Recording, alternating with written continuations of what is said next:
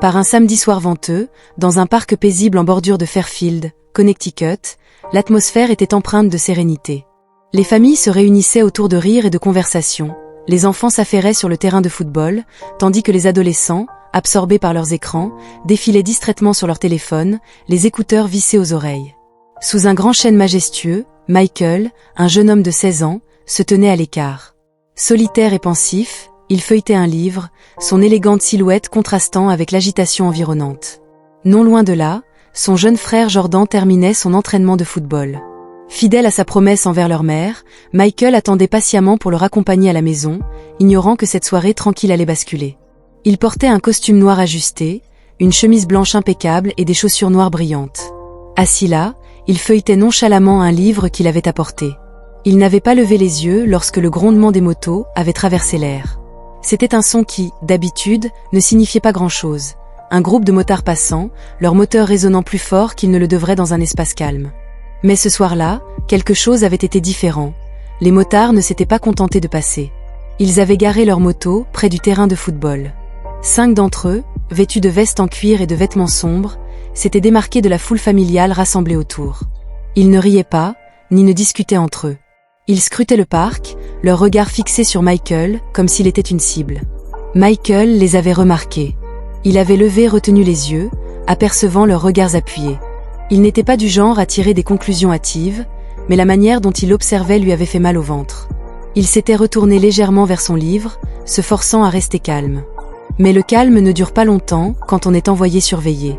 Les motards n'étaient pas restés près de leur moto. L'un d'eux, un homme costaud au crâne rasé, avait donné un coup de coude à son ami avant de se diriger vers Michael. Et c'est à ce moment-là que les choses avaient commencé à changer. Michael avait senti les pas lourds de l'homme avant de le voir clairement. Il avait levé les yeux pour trouver le motard costaud flanqué de 2 autres. Leurs expressions, bien que illisibles, semblaient déterminées. Le groupe avançait avec assurance, leurs bottes en cuir craquant sur le gravier tandis qu'ils réduisaient la distance. Le cœur de Michael battait fort dans sa poitrine, mais son visage était resté impassible. Sa mère lui disait toujours « Ne les laisse jamais te voir transpirer ». Il avait pensé à sa voix stable et rassurante, tout en caressant la page de son livre avant de la mettre de côté. « Qu'est-ce que tu fais là, gamin ?» avait demandé l'homme costaud d'une voix bourrue et directe. Michael avait hésité, ses sourcils se froncèrent légèrement de confusion. « J'attends mon frère », avait-il répondu simplement, d'un ton poli mais ferme. L'homme avait souri, échangeant un regard avec ses amis. « Ça ne ressemble pas à ton genre d'endroit », avait-il dit, ses mots chargés d'un sous-entendu implicite. La mâchoire de Michael s'était légèrement contractée, mais elle s'était forcée à rester calme. « C'est un parc public », avait-il répondu en soutenant le regard de l'homme. Le sourire narquois du motard s'était effacé. « T'as une grande gueule, hein ?» avait-il lancé en se rapprochant. Les 2 autres motards s'écartaient légèrement, créant un demi-cercle autour de Michael. Les parents et les enfants étaient toujours dispersés dans le parc, mais personne ne semblait remarquer la tension grandiose sous le chêne. Michael avait scruté la zone, espérant que quelqu'un remarquerait ce qui se passait. Mais les motards avaient bien choisi leur moment. L'attention de la majorité était concentrée sur le terrain de football où Jordan jouait. L'esprit de Michael s'était emballé. Il n'avait pas encore ressenti de peur, mais la situation tournait, et il le savait. Des années d'entraînement au karaté lui avaient appris à observer, anticiper et réagir. Mais il savait aussi que la discipline et le combat étaient des solutions de dernier recours. « Écoutez », avait dit Michael d'un ton mesuré, « je ne veux pas d'ennui. Je suis juste ici pour mon frère. » Mais l'homme costaud ne s'était pas éloigné. Au lieu de cela, il s'était légèrement penché, son visage trop proche pour être confortable. « Qui a parlé d'ennui ?» avait-il murmuré. Il avait demandé à voix basse, et Michael s'était moqué intérieurement de lui. Il pouvait sentir le poids de leurs regards, le défi tacite dans leur posture. Ses mains reposaient lâchement sur ses genoux, mais il était prêt si cela tournait mal. Pourtant, quelque chose dans les mots suivants de l'homme avait clairement indiqué qu'il n'allait pas le laisser s'en sortir aussi facilement. « Tu devrais peut-être nous montrer ce que tu as », avait ricané le motard. Ses amis avaient ri doucement derrière lui, mais Michael n'avait toujours pas bougé. Il n'avait pas bronché. Ses mains étaient restées là où elles étaient, reposant calmement sur ses genoux. Cependant, ses yeux étaient restés fixés sur l'homme en face de lui. Des années de pratique lui avaient appris à lire les gens. Leur posture, leurs mouvements, même leur respiration pouvaient trahir leurs intentions. Et ces hommes, ils n'étaient pas là pour discuter. L'homme costaud s'attendait visiblement à ce que Michael cède sous la pression. Il s'était rapproché, son ombre tombant sur Michael. « Qu'est-ce qui ne va pas, gamin? Tu es effrayé ?» l'avait-il provoqué. Michael avait expiré lentement, sans répondre immédiatement. La peur n'était pas son problème dans cette situation. Son problème était le temps. Combien de temps avant la fin du match de Jordan? Combien de temps avant que quelqu'un dans le parc ne remarque ce qui se passait? Laissez-le tranquille, avait soudain lancé une voix, rompant la tension. Michael avait légèrement tourné la tête pour voir un jeune garçon de moins de 10 ans debout à quelques mètres. Jordan, son petit frère, avait quitté le terrain. La sueur brillait encore sur son front après le match. Jordan, reste en arrière, l'avait appelé Michael d'une voix ferme. Mais les motards s'étaient tournés vers le garçon, un sourire prédateur étirant leurs lèvres, comme s'ils avaient repéré une cible plus facile. « C'est ton frère ?» avait demandé à l'un d'eux, pointant un doigt ganté vers Jordan. « Peut-être qu'on devrait vous donner une leçon à tous les deux. » Michael avait senti son pouce accélérer, mais ce n'était pas de la peur, c'était de la détermination. Lentement, il s'était levé, ses mouvements étaient délibérés, ses yeux ne quittaient jamais le groupe. Il avait légèrement déplacé son poids, plantant ses pieds dans une position qu'il avait pratiquée d'innombrables fois au dojo. « Ne le touchez pas », avait dit Michael, sa voix calme mais tranchante comme de l'acier. Le premier homme avait ri, serrant la tête. « Regardez ce type, il pense qu'il est dur », avait-il dit, déclenchant les rires des autres. Leur rire avait résonné dans le parc, mais Michael n'avait pas vacillé. Son expression n'avait pas changé, et sa posture non plus. Son silence les avait plus agacés qu'ils ne le réalisaient. « Tu ne vas rien faire », avait lancé l'un des motards en s'approchant. C'est à ce moment-là que Michael avait finalement parlé, d'une voix basse et délibérée. « Tu ne veux pas faire ça ?» Les rires s'étaient arrêtés. Les motards s'étaient regardés, confondaient un instant face à la confiance dans son ton. Mais ce moment de doute n'avait pas duré. L'homme costaud avait fait un autre pas en avant, levant une main pour pousser Michael. Ce qui s'était passé ensuite avait été si rapide, si inattendu, que même les motards n'avaient pas été prêts. Mais Michael, lui, l'était. La main du motard costaud s'était avancée, visant à pousser l'épaule de Michael. Mais avant qu'elle ne puisse atteindre sa cible, Michael s'était déplacé sur le côté avec une précision entraînée, son corps bougeant comme un ressort qui se libérait. Le motard avait légèrement trébuché, pris au dépourvu, mais Michael ne s'était pas arrêté là. Dans un mouvement fluide, Michael avait avancé, sa paume ouverte frappant le poignet de l'homme et le tordant. Le motard avait grogné de douleur, sa main tombant sur le côté alors qu'il reculait, les yeux brûlants de fureur.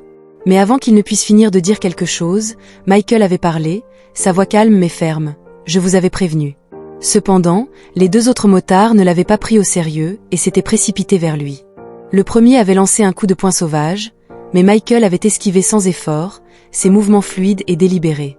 Il avait riposté avec un coup de pied sec dans le genou de l'homme, qui s'était effondré au sol en criant de douleur.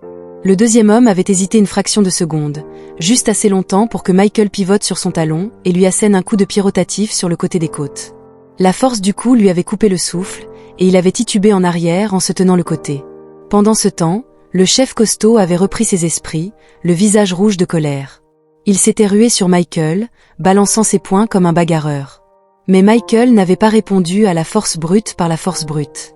Il était resté léger sur ses pieds, esquivant les coups avec une agilité née de longues années d'entraînement. Une foule avait commencé à se rassembler autour du parc. Parents, enfants, même les joueurs de football avaient cessé leurs activités pour observer. Quelqu'un avait sorti un téléphone, enregistrant chaque instant de la scène. Le chef avait tenté une nouvelle charge, essayant cette fois de saisir Michael par le revers de sa veste. Mais Michael s'était dégagé avec rapidité et avait délivré un coup précis au plexus solaire de l'homme. Le motard avait trébuché en arrière, haletant pour retrouver son souffle. Son extérieur dur s'était fissuré. Le visage de Michael était resté calme et maîtrisé. Sa voix, suffisamment forte pour résonner dans tout le parc, avait retenti « Je ne veux pas te blesser, éloigne-toi ». Un instant, il avait semblé que les motards allaient l'écouter.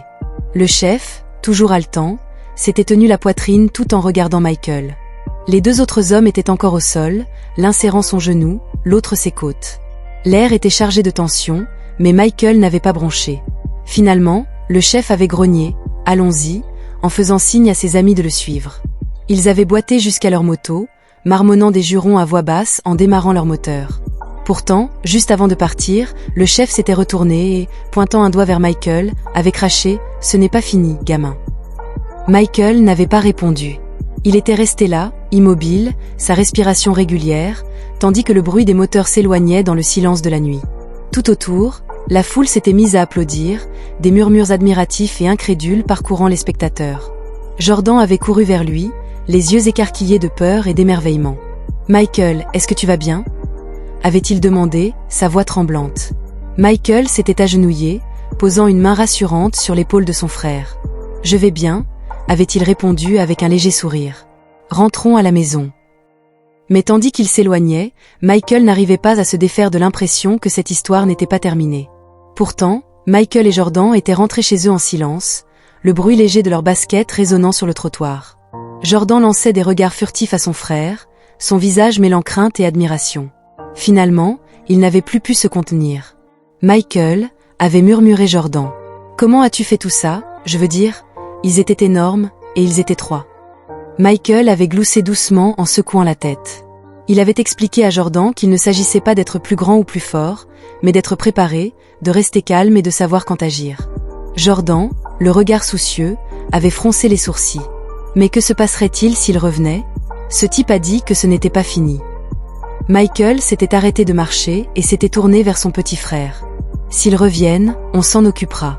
Mais écoute-moi bien, Jordan, » avait-il dit d'un ton sérieux. Ce qui s'est passé aujourd'hui ne concernait pas le fait de se battre. Il s'agissait de me défendre et de te défendre. La violence n'est jamais la réponse, à moins que ce ne soit la seule option. Jordan avait lentement hoché la tête, absorbant les paroles de son frère. Michael avait posé une main rassurante sur son épaule et lui avait donné une légère pression. Rappelle-toi qu'il ne s'agit pas de prouver à quel point tu es fort, mais de connaître ta valeur et de refuser de laisser quiconque te l'enlever. Lorsqu'ils étaient rentrés chez eux, leur mère les attendait sur le porche, les bras croisés et une expression inquiète sur le visage. « Vous êtes en retard », avait-elle dit d'une voix teintée d'inquiétude. Michael avait hésité, échangeant un regard avec Jordan qui était resté silencieux. « Quelque chose s'est passé au parc », avait-il fini par admettre, choisissant ses mots avec soin. Il n'avait pas voulu l'inquiéter davantage, mais il croyait aussi en l'honnêteté. Tandis qu'il racontait ce qui s'était passé, l'expression de leur mère était passée de la peur à la fierté. Elle avait écouté attentivement, les lèvres pincées en une ligne fine, mais ses yeux brillaient d'émotion. « Michael », avait-elle dit lorsqu'il avait terminé, « je suis fière de toi pour avoir protégé ton frère et toi-même. Mais promets-moi une chose, ne prends jamais de risques comme ça, à moins que tu n'aies pas d'autre choix. » « Je te le promets », avait répondu Michael, et il le pensait sincèrement. Cette nuit-là, alors qu'il était allongé dans son lit, Michael avait rejoué les événements dans son esprit. Il avait pensé à l'agression du motard, à la réaction de la foule et aux paroles persistantes du leader. Michael n'avait pas peur. Il avait appris depuis longtemps que la peur n'avait de pouvoir que si on la lui laissait. Au lieu de cela, il ressentait un calme et un sens du but. Le monde n'était pas toujours juste, mais des moments comme celui-ci prouvaient que le courage et la discipline pouvaient faire la différence. Et quelque part au fond de lui, il savait que cette expérience n'avait pas seulement été un test de ses compétences, mais un rappel. Se dresser contre les torts, aussi intimidant soit-il, en valait toujours la peine. L'histoire de Michael était un puissant exemple de préparation, de résilience et de savoir quand prendre position. Sa confiance calme face à l'adversité nous enseigne que la véritable force ne réside pas dans la taille ou l'intimidation, mais dans la connaissance de sa valeur et l'action avec intégrité. Si cette histoire vous a ému, cela vaut peut-être la peine de réfléchir à la manière dont vous pouviez vous défendre ou défendre les autres dans des situations difficiles. Car le courage, après tout, ne consiste pas à ne pas avoir peur, mais à faire ce qui est juste, même lorsque la peur est présente. Merci d'avoir regardé et à la prochaine dans une nouvelle histoire émouvante.